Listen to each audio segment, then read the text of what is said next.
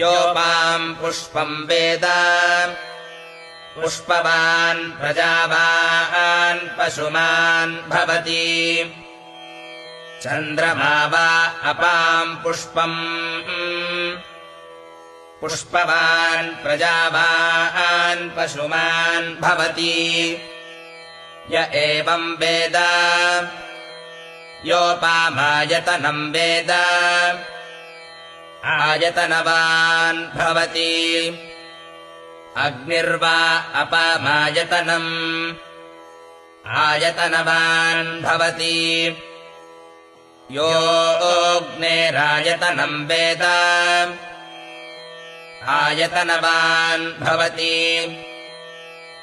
आपो वा अग्नेरायतनम् आयतनवान्